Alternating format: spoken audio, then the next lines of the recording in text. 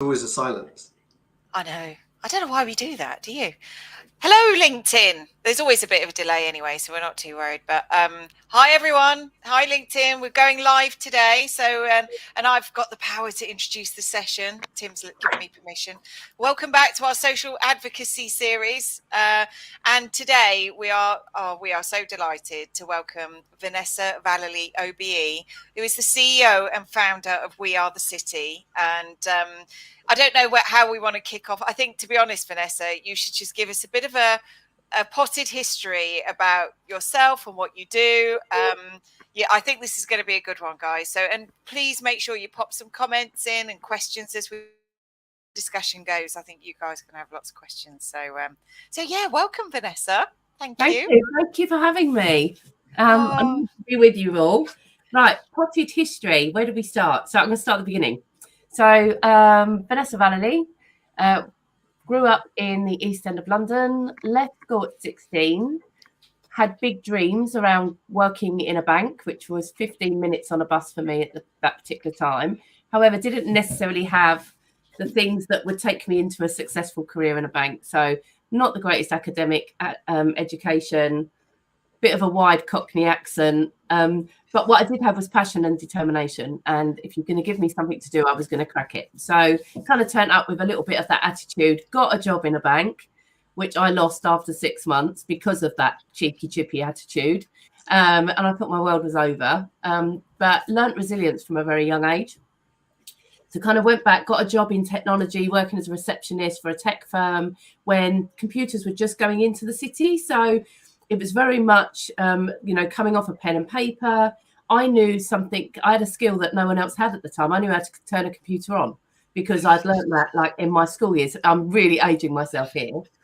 But kind of was watching these computers flying into city, people going, a bit like how they feel about AI now. I'm not touching them. It's going to take my job.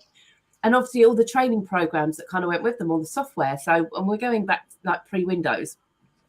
So I kind of found my love of technology there. And that kind of spawned going into training, from training, being a training manager, to delving in the back end of PCs, to doing a bit of programming and developing, to doing some support, and then kind of up more, kind of coming out of technical routes and going more into kind of PMO, project management, program director, program management, then into kind of more chief of staff and more COO roles. So I jumped, I think it was 9 different financial firms during that time. I got a lot of things right, but I got a lot of things wrong at the same point. But one of my kind of big observations when, if anything, it was too late in my career, but as I kind of got into my 40s, as I've been so tunnel visioned about, being successful in my own career and proving everyone wrong and, getting to what I thought my dream was, which was a big job title in a big bank with all the trimmings that comes with it, that I'd kind of left behind a little bit of something that's a big part of me, which is about bringing other people on. And I was sitting in a room at one of the investment managers, very large one, trillions under management, I'll say no more. And I was just thinking, how do I get more women in this room? Because I've got here through a lot of hard work, a lot of putting my hand up for work that no one else wanted to do, a lot of taking risks because I had nothing to lose. And I kind of got there and I thought, okay, how do I lay a pathway for more diversity around this table? And initially my thinking was around gender. And there was nothing there. There was a few networks that were around and they were very entrepreneurial. They were very much, you had to know someone to be recommended. And even when I went to them, I thought, well, everyone here looks like me. They might not have my background, but they look like me. And I wanted to create something that was kind of inclusive from the get-go. So, and I suppose that stems from my upbringing, growing up in Hackney, where I lived was a melting pot of all different cultures, and we all got on and we all supported each other. And I couldn't understand why the world of work didn't look the same. So literally, I was moaning to my husband. We was away for a weekend, away from the kids, and I was saying to him, why is there not a website for me? That tells stories of women that have been there and done it. Why is there not a network that pulls us all together? And he's like, why don't you just build one? And I say, yeah, I have to factor in he's a technologist, right? Don't buy me flowers, builds me websites. So he built their website and he bought me domains, which turned out belonged to someone else. But anyway, as in like the brand. And And we just put this little website out there, and there was nothing that back in those days. I mean, there was, again, a few established networks, but they were more kind of entrepreneurial. But gender was on no one's agenda. Diversity wasn't even a term. So we were really early to the party. It was a slow news day. We were lucky if we had one article a month. And I remember we used to build our newsletters in, I can't even remember the name of it. It was this website. It was like a website builder, but it used to take us 2 days to do a newsletter. By the time we'd done it, everything was old. So yeah, crazy times. Working of a weekend and balance it off the side of my desk. But I had this kind of passion that, you know, that eventually I would build something that would be of use for women. And then 2010, Lord Davies come along and said more women need to be on boards. And I think that really opened the floodgate for gender conversations. And then we started to see little networks like women in mining and women in aviation and all these little networks kind of spinning up. And my website had something to talk about. So today, roll forward, that is about 120,000 women. We tell stories of women that have been there, seen it and done it, gender allies, male allies. We tell you where to network, what events are there. We promote anything that everyone else is doing. As I say, we're supported by around 150 corporate clients who support us with their sponsorship. We do research, we do conferences, we do awards. And then 7 years ago, I built the same thing for women in tech. So that's got about 50,000 women on it. And it's everything you ever need as a female technologist, what podcasts to listen to. You know, we've got our own podcasts, what books I should be reading, who are the amazing people in tech, where should I be volunteering, because we kind of need more role models in tech. So I kind of built that out as well. So I left the big day job. It's 8 years ago now. God, when I look at that, 8 years ago to kind of do what I do. And now I live in my she shed and I create opportunities for women. So that's me in a nutshell. I do loads of other stuff. Wow. What an incredible story, honestly. Wow. I've got my fingers in lots of pies. I love talking in schools, do a lot of work with kids in schools. Okay. So I wrote a book 7 years ago. The second one, it's on its way at some point. So I wrote a book. I do a lot of public speaking in corporates around how women can drive their own careers. Don't wait there and sit and wait for your firm to do it for you. There's a lot of things you can be doing as an individual. So I do a lot of kind of public speaking about that. But yeah, if it's to do with women or gender progression or anything like that, generally it's a pie I've got my finger in somewhere. So as Sarah said, just such an amazing story. Thanks so much for sharing that with us, Vanessa. I just have one question first of all. Do you ever stop? It sounds like you probably get about 3 hours sleep because you're just doing so much. But I told you I've got COVID at the moment. Even then I'm still on kind of overdrive. But no, do you know what it is? I think when you love what you do, when you're so passionate about the cause, it doesn't feel like work. So any opportunity, I live in the world of gender. So obviously International Women's Day a week away. International Women's Day is every day for me. It's 365 days a year. So, and there is so many more conversations now about that. There's so many other people involved having really meaningful conversations that we should have been having years ago, you know, around women, intersectional women, you know, the things that the societal issues that still surround women's progression. It's a big old party. I mean, roll back all those years ago, there was me and a couple of others in the room, you know, that was it. And now that room is packed with people. So I'm still learning. I'm still learning about all of those different things. So every time I could get tired, I just get inspired. Amazing. I just wanted to, Sarah, if I may, I just wanted to ask one question about the community, how you built it. So you started in 2014. 8 years ago. No. I started building WeAreTheCity in 2008. 2008, and then you saw the impetus for the announcements in 2010. Yeah. You got up to 120,000 women, which is an incredible network. Can you just talk us through when it started to snowball in terms of the community members? When did you see the impetus, and how did you build? You know, your first like 500, and then did it go to 10,000? Right. I'll tell you, and especially for those of you who are building communities and you think it's slow burning and it's frustrating. When Stuart and I first set up WeAreTheCity, I remember, I think it was a couple of weeks later, we looked and we had, I think it was something like 10 signed up members, and we cracked a bottle of champagne. I can remember it true to this day. We was like, oh my God, you know, we're going viral with like 10 members. And when we looked, it was his mum, like his dad, my cousin. There was nobody. And then by bit, we So I never understood, and the session I'm doing for someone else later on is about corporate sponsorship. So I never realised that corporates would help you and sponsor you to do the things that you wanted to do. So for the best part of 7 years, if I wanted to do something, I'd fund it. I'd pay for it myself out of my own pocket. You know, I might go to a venue and say, look, can you give us the space? Can you put on a couple of drinks? But generally, I'd top that up with my own money. So we started to do small events. I remember our first ever event was an event called Data Night. So the ladies went there, and this lovely venue in the city, 8 Club, give me the venue. We had a load of college students from the London College of Fashion, I think it was, and they came with accessories and scarves, and they were transforming, while the girls were having drinks, they were transforming the women from their day look to their night look. It was fabulous. But that was kind of one of our first events. And then we put all of our savings into having a launch event at the House of Fraser, which isn't there anymore, in the city. And we had catwalks and stuff. So it was a lot more lifestyle then than what it was. But we had our first newspaper headline in City AM. Obviously, it was financial crisis time, but the markets had fallen in Asia. And I think the headline in City AM was, as the markets fall, the girls go shopping, which was a bit naughty, but all PR is good PR. Because the ladies were queuing around the House of Fraser to attend this event. So we built the community that way. A lot of small events, little bite-sized, 50 by 30, they'd sign up to the newsletters. And then obviously the more kind of the women's agenda conversation changed, and I would think it's post kind of Lord Davis, and the more other communities were spinning up, and the more we were putting across this message that we're not just promoting what we're doing, because we don't do enough. We never really had any commercial products at that particular point, but we're promote what everyone else is doing. So very collaborative from the get-go. And it wasn't so much of that back in those days, because everyone's clients were their own, my sponsors, my kind of, my community, whereas now it's a lot more collaborative. But I think that's when it started to build. So the big numbers come, the bigger events that we did. So when we started doing conferences, obviously now you're talking big numbers. And nowadays, where we've been able to go virtual over the last 2 years, we're picking up that global audience, which is making the numbers even bigger.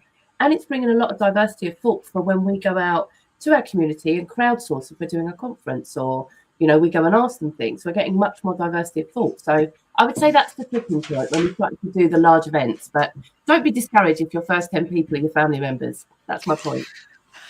I just think what's quite interesting about that is that you've taken it off. You started offline with offline events and you brought them online.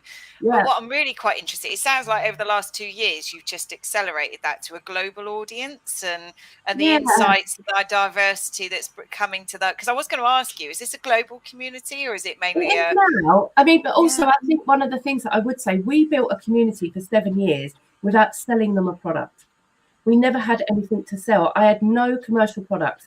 I don't believe in putting things behind paywalls. I do firewalls, not paywalls. I always wanted to keep our stuff open and financially accessible. Even the things that we do today, like all of our tickets, are much lower price than our competitors. That's whether it's an awards dinner or whether it's a conference or whatever, because I don't want finance to be a barrier. And I know from my own kind of, my own upbringing, I couldn't have afforded to do some of those things. So there's a lot of kind of DNA in who we are as to why we do the things that we do. But that community was very much built up. Come to us and we'll signpost you off to people that can help you. We never asked them for anything. And even now, much to my own kind of my own mentor's frustration, we don't hard sell to them at all. And if they want to take part in something that we're doing, then great. If they don't, then have a look on our website. There might be someone else that's doing something. So, for example, International Women's Day, we've got our first in-person event in 2 years, just 50 spaces going on. I think it's middle of March at Public Sapient. But we're promoting about 15 or even more other International Women's Day events. So you don't want to come to us, absolutely fine. Go and have a look at these. This may fit more in with what you want to do or your industry or whatever like that. So I think that's really important. Sometimes to build your community up first, build the loyalty, build the trust, and then you can start to kind of do other things with them. But the hard sell was never really, it's not really who we are. No, and it's what's coming across very clear to me is that you come at this from a place of wanting to support and uplift others. You don't come at it from a place of commercial sort of, driving. No. This comes from quite a motivation that's deep in you and in your heart, which is but I really think, lovely. I think that works, because you look at a lot of businesses now that are all social impact and social purpose. We've always been like that, and I may not ever retire on a boat in Monaco off the back of what I do, but it was never about that. That's the thing. It was never about that. And it's about the impact that we can make. Obviously, we are a commercial business. It does pay my living. It pays the ladies that work for me. And whatever money we've got left, we put into things we don't ask for sponsorship for. So it's never been a hardcore commercial model business. We get pleasure in other ways, like seeing one of our award winners on the TV, or they've written a book, or they're out there. One recently, she's got a statue on the South Bank, of her, and it's little things like that. It's like that's what it was about, and as long as it pays the bills, then yeah. So tactically, Vanessa, when you were talking about the events and you were running 50-person events, or 100 or 30, you were getting them to sign up to your newsletter. I think you said. Yeah. And was the newsletter the key kind of way in which you could tell how many members you were growing? Yeah. And also how has social media now played a role with kind of how you're building the community? Social media was a game changer for us, because previously, I say, we had newsletters. That was it. So the measurement was how many numbers were on MailChimp. That was kind of the community. And then along came social media, and I never forget, I went to a networking event. It was Girl Geek Dinners, I think they were called. It was like a tech one. And some girl was talking about Twitter. And I was mortified. She put a tweet out saying, I'm in Oxford Street. Does anyone want to move out, come and meet up? And I was like that. Oh my God, how is yourself out there like that? It's crazy times. And then I wanted to set up a Twitter account. I was on LinkedIn before that. And I was like, oh my God, it's a whole new world. And I think Twitter was different then. It was everyone was finding their feet. It wasn't necessarily as negative. So I started to build up a community on Twitter, and that was my go-to, LinkedIn and Twitter. But I was using Twitter to follow my clients. I was using Twitter to learn, to follow influencers of the time, to learn about different things and give me direction for the business. So I found that really, really interesting. I couldn't have curated a newsfeed like what I was getting from Twitter. So that was kind of me being old school. And then obviously setting up the accounts for WeAreTheCity, having the website auto-tweet some of the articles that were only really there if someone visited the site.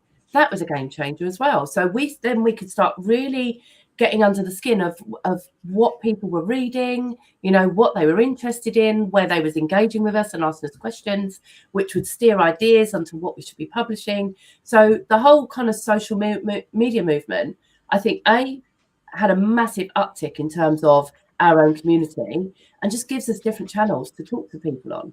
So even though we've got our database numbers, there's probably loads of people that are out there on socials that are not members of our database, but we interact with every single day because they don't want another newsletter in the inbox. But who can blame them? It's a good But it's fascinating that you're using those conversations and insights to drive your conference agendas, and and the topics that you're hearing about, and maybe speakers that you want to invite, and what you're focused on here is conversation, isn't it? Really, and being able to connect. Engagement. And we get complimented a lot on our use of social media. So at the moment, obviously, we're heavily promoting our tech conference that happens on the 1st of April.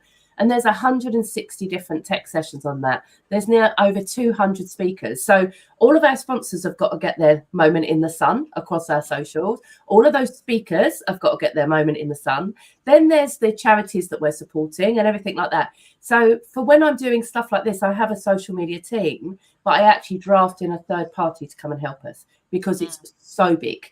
And you want to make sure that you get maximum exposure across loads and loads of different channels, that you're doing all the advertising and the marketing you need. So we get a company that's been with us a long time that just comes in and just gives us a little bit more support of kind of what we need. But even live tweeting at conferences, I mean, back in the day when you could trend, all of our conferences, our awards, we always used to trend #1 in London, #1 in the UK.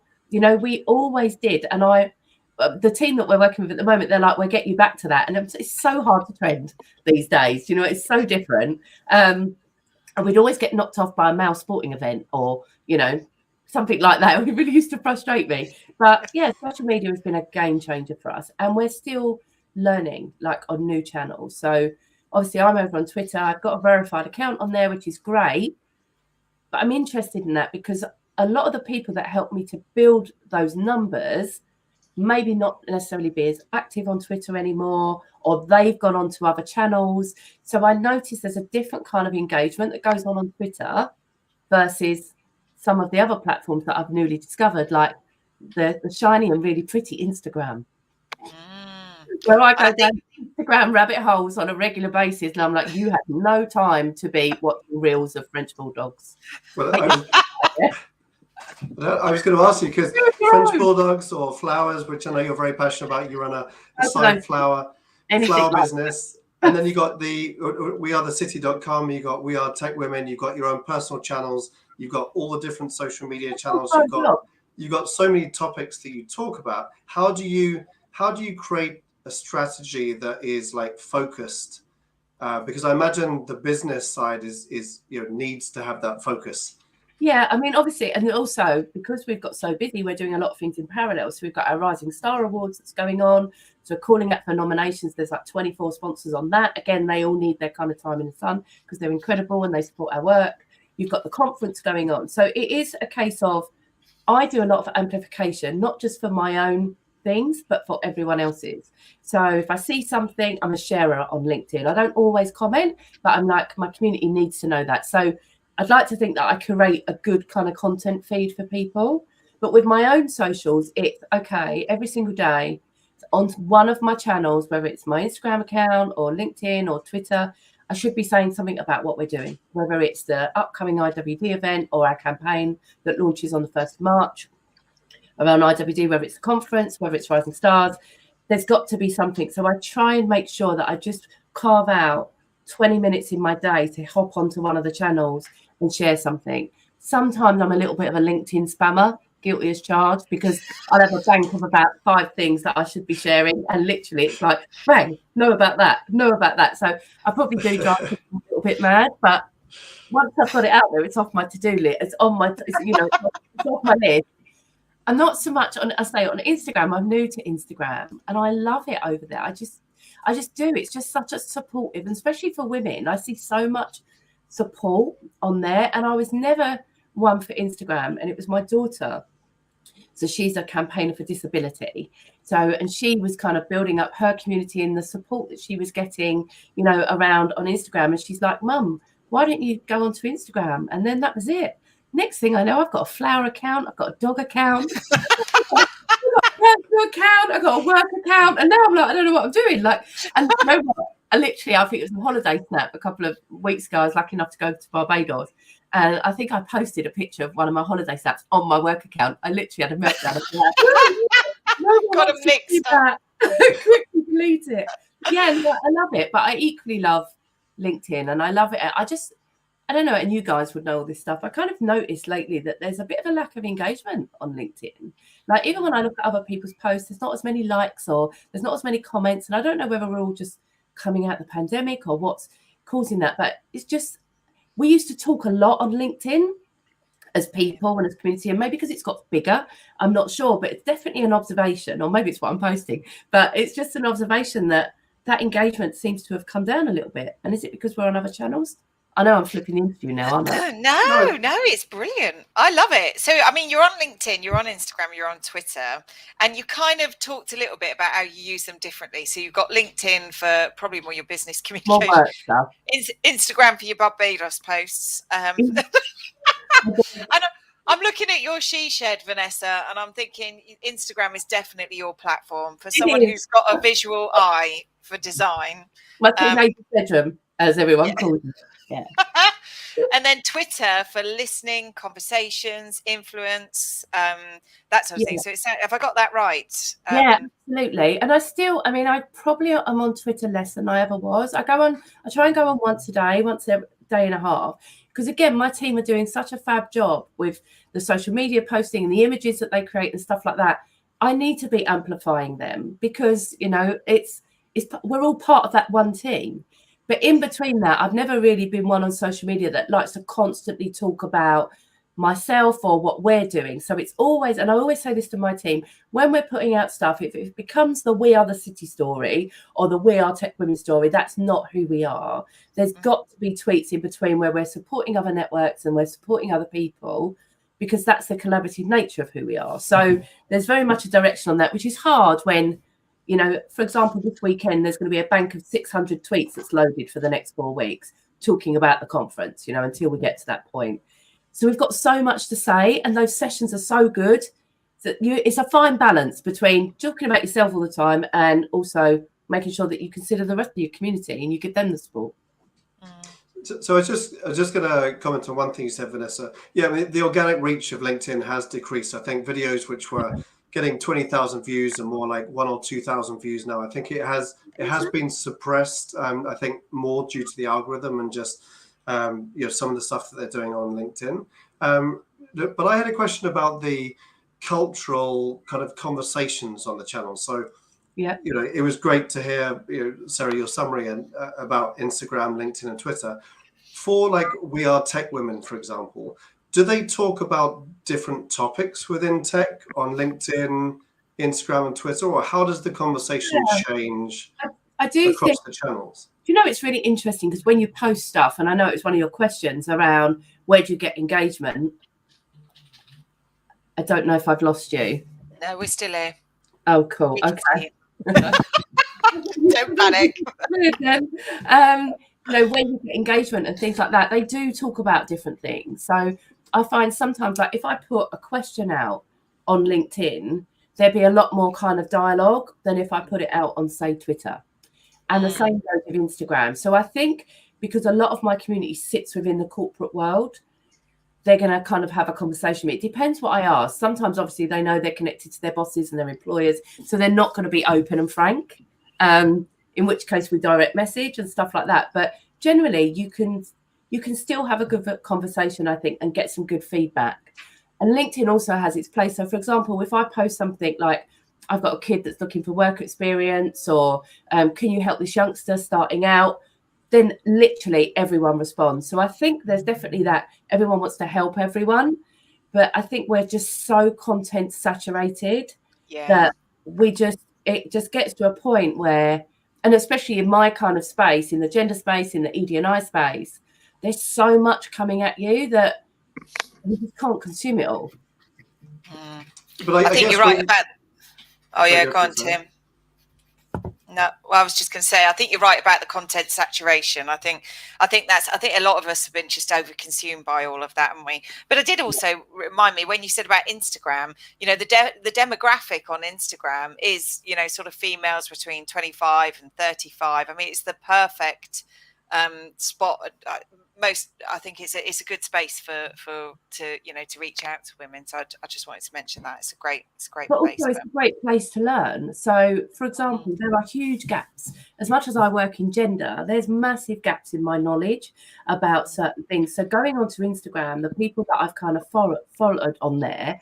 So, for example, Gabby Edlin, she talks about period poverty. You know, I've kind of had a bit of a baptism of fire listening to her and following her. There's another group called Not Your Wife, you know, which focuses on, you know, stereotypes around the Asian women community, but from that kind of millennials. You know, I've learned so much by following them. Things around, you know, cancer, for example, with Deborah James, who's known as Bowbabe, like literally learning from them. So as much as I'll joke and go, I go down into rabbit holes and stuff like that, probably I don't realize how much I'm learning by the people that I'm following.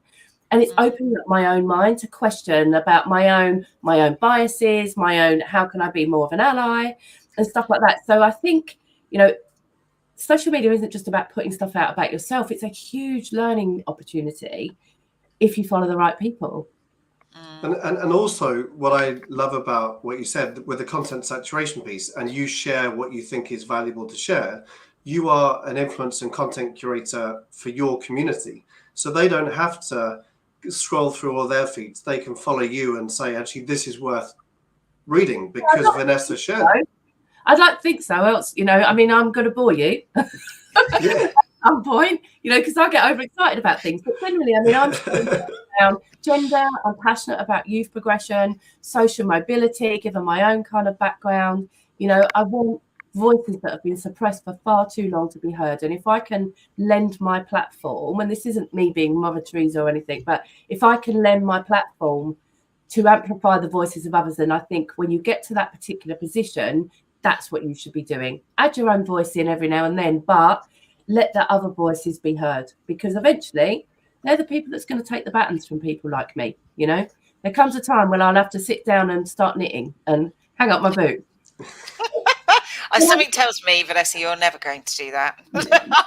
I could be wrong, but I just don't think you will. But you see my point, and I think anyone with a platform should be looking at that. You know, there was some wonderful initiative last year. There was an initiative called Pass the Mic, which was kind of spearheaded in the UK by a lady called Vanessa, who she's very high up. She's got a new job title, so excuse my COVID brain, it's escaping me, but she's basically one of the top ladies at Vogue, and where loads of celebrities handed over their social media accounts to other lesser known individuals in that space, all Black women, and they took over their Instagram accounts for the day, you know, and it was incredible, you know, that kind of reach, giving their platforms over to other women. So I think whether or not it's a Pass the Mic initiative, it's anything like that, you know, we let people do takeovers of our own social media account. So we're looking at the moment, you have it for a day and talk about what you're passionate about, you know. So I think that's what you should be doing. Tim, that's really fascinating, actually, isn't it? I think, you know, when you get to a position of influence, what you've just said there, Vanessa, you need to start putting other people in front of your, you know, you've got a platform that you can now lend. You can make a difference. You can. Yeah, I think that's really cool, because you see some brands sometimes get influencers take over the brand channel and say, hey, it's not going to be the corporate brand speaking now. It's going to be this wonderful influencer, you know, for the next day, for example, and it really drives the engagement.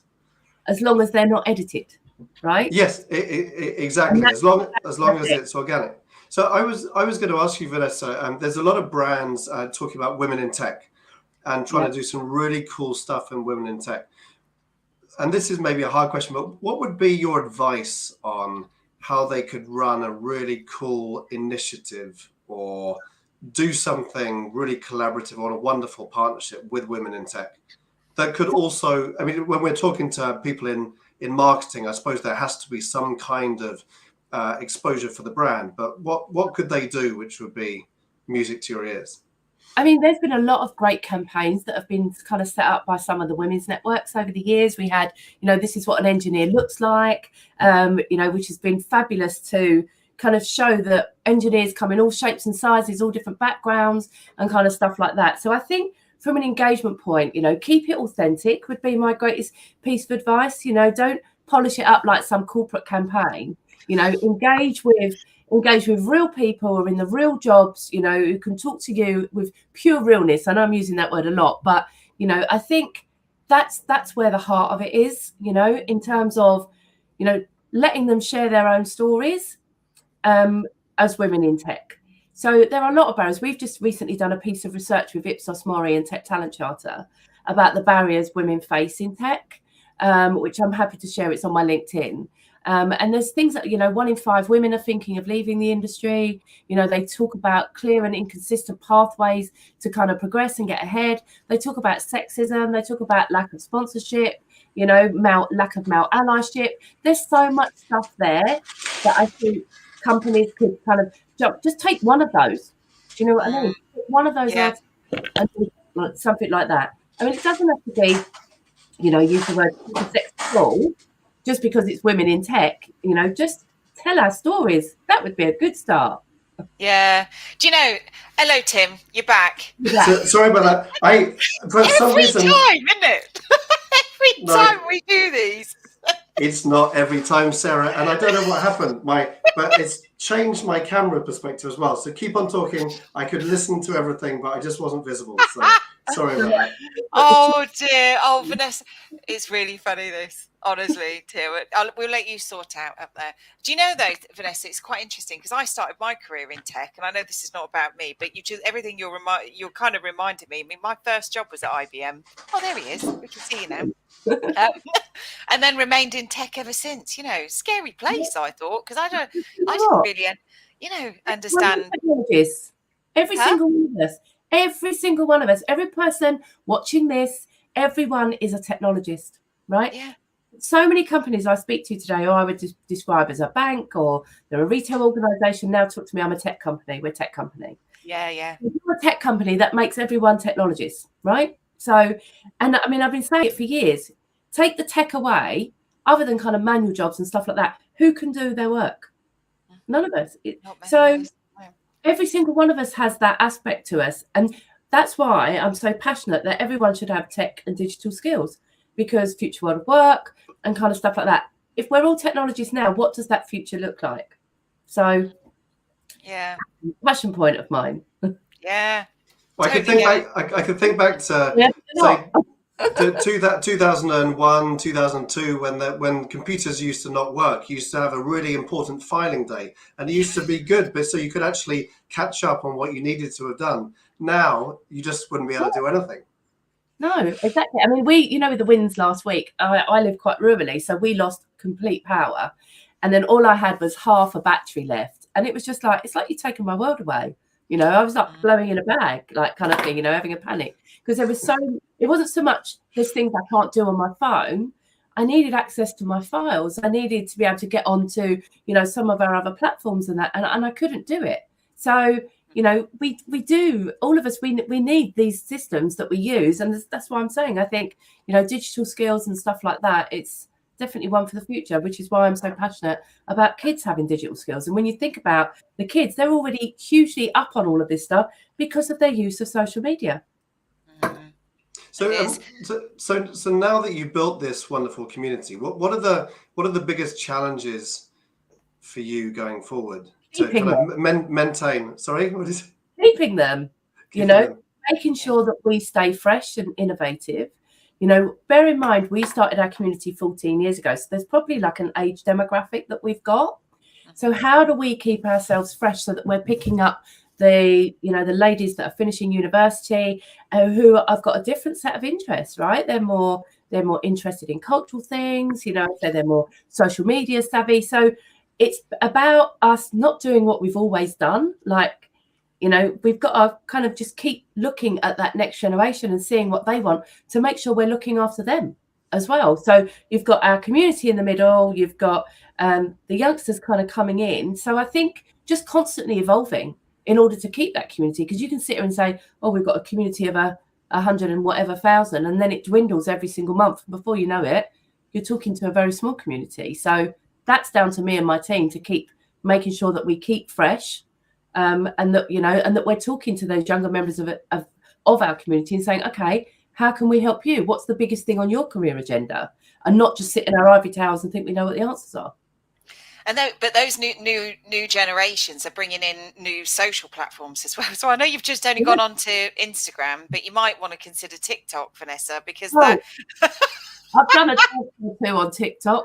I'll leave you to find that. And then I found out what the dance was. My kids got told off about that one, but they're not said.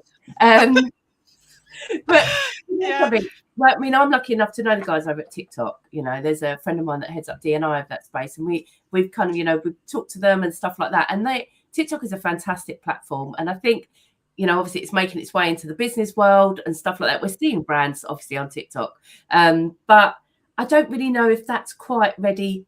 We're quite ready to make that jump yet. Just yet. Maybe. Yeah. I think it's going to be fascinating how you try and keep multiple different generations of women interested in different things on different channels. I mean, I think it's like any brand out there. You've got to choose the focus at some point. Otherwise, you can't be everything to everybody. Absolutely. I mean, our main focus has always been women below director level. We focus on career development, and knowing stuff around the work environment that you should know. Pension reforms, pay gaps. These are things that affect us as women, things that you should be aware of. So we'll continue to support that. But I think where we've diversified out a lot, when lockdown first started, we set up this series of webinars called We Are Virtuals. Literally within a week of COVID happening in March, by the next week we had our first one. We reached out to a load of our coaching friends and said, look, everyone's in a bit of a state of flux. We don't know, what's going on in the world. can you lend us your experience for an hour? And we're set up these free webinars every week. And they started up being managing mental health, dealing with anxiety, how to turn your home into a gym when you've only got 2 tins of beans. You know, they were literally everything. And I think we're on about 150 of them. We've just kept doing them. I mean, and they've had thousands and thousands of views globally, and companies were using them and sharing them on their intranets and stuff like that. So we was able to diversify a lot out of the career stuff and start talking about other things that were of interest. So I think as long as we keep doing that, I think, you know, we can keep the millennials, I don't know about the Gen Zs, happy, because I think the Gen Zs are going to find their own kind of platforms. But eventually they'll come into my world. I've just got to wait. But you focus so much on listening to the community. I think for organisations that do that put as much effort into listening to the community as they do publishing to the community, I think you'll find. I don't know. My view is that's what keeps you young. That's what keeps you connected. That's what keeps you fresh. So I've been doing loads of like prep interviews for our conference, and I've been on the phone with loads of senior leaders, and the biggest theme that's coming out from all of them is listen.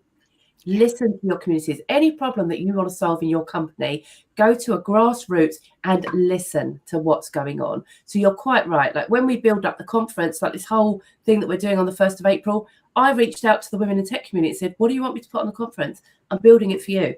Tell me what topics you're interested in. And they gave me a framework, which then I was able to organically build upon to build that conference. But it's talking to them. Otherwise, I could have sat there and said, I think they need to learn about this, this, and this. And I still run a tech business. I'm still a technologist at heart. Am I technical? No, but it was just having their expertise at hand, and what we deliver hopefully will hit the spot for them. But I think what you've showed there is that it's not an egocentric strategy that you're putting into place. You're listening and you're sharing good content, you're promoting other people's content, and that's why you've successfully built your community, rather than you saying, hey, I'm Vanessa, I want the limelight, I want to be the multimillionaire, you know, and retire in Monaco on my yacht. Like that. I'm not up to that. Yeah.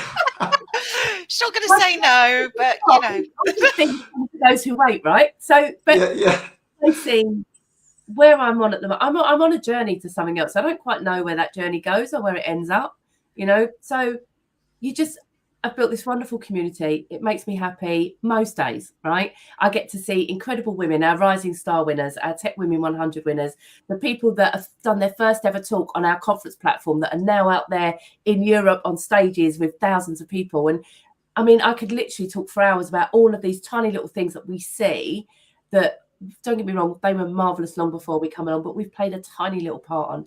And that just makes you happy. Do you know what I mean? If it pays the bills and earns you a living, then absolutely great. But who knows? I might be a millionaire with a yacht in Monaco one day. We just don't know. We'll watch out for that. What are you on? If I'd be really interested to know, just, I mean, actually, I'm looking down these questions, Tim. I don't think we've really asked any of them. We've just gone where the conversation has taken us. So it's brilliant. No, honestly, Vanessa, it's wonderful. What advice would you give to someone who's starting out? It was someone who's really thinking, you know, in a role, maybe just joined industry for the first time, you know, and you're thinking from a social point of view, where do I start? How do I start building my community? Yeah, I mean, I do a whole talk on this. It's part of one of the ones that I do, but I think pick a channel, do it and do it well. That would be my absolute advice. You know, I think Twitter, I still think is a great place to listen, to understand your industry, to get those nuggets of news that you can throw into conversation when you first meet people to help with your networking. So I think Twitter is a great place for that. You know, more and more now we see CEOs on Twitter. You never used to see that. You know, they've got more of a voice. So I think that one, definitely LinkedIn. It goes without saying, right? It's maybe I'll age myself by saying it's the yellow pages, right, of our time. We're going to look someone up and we're going to find out a little bit about them. LinkedIn has evolved, you know, with blogs and videos and all the other things you can do. You know, they seem to be really moving the platform forward. So it's like a little microsite. So do LinkedIn and do it well, right? That would be what I would say.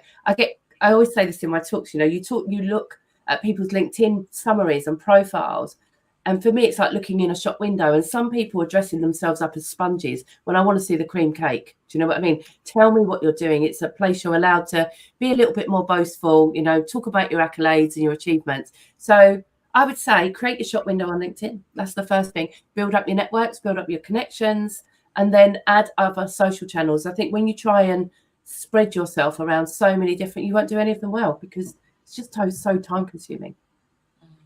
And I know that we're probably running out of time very soon, so I just really wanted to ask you, how much progress do you think we're making with the whole gender equality and your kind of mission? Because you're obviously doing this out of pure passion for trying to sort of drive change. Are you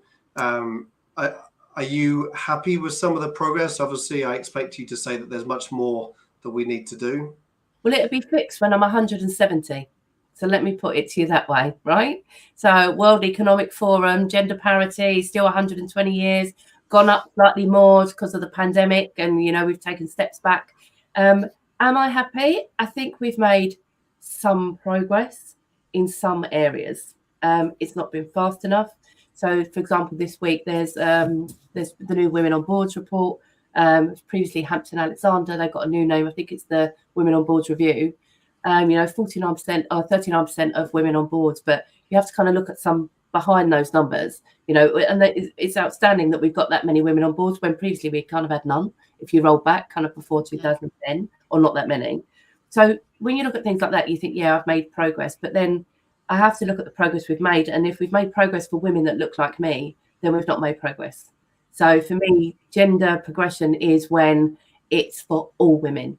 Right. So whether that's at senior level, whether that's funding for their businesses, whether that's, you know, I mean, obviously you've got societal things like childcare and whatever, but when all women start to move forward, that's when we can say that we've made progress. So I'd love to give you a rosy story and go, yeah, it's all great. Pockets of it. But you look at the amount of campaigners that are still out there and the things, you know, childcare costs and stuff like that. It's not an equal playing field for women.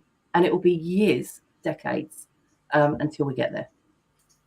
Sorry not to end on a lighter note. No, I think it's really important because, you know, because it's good that there's progress to be made, but I just really wanted to understand your perspective on, you know, it's a bit like when people talk about climate change, there's obviously progress made, but there's a lot of campaigners out there that want much faster progress. And it's just really great to hear your thoughts.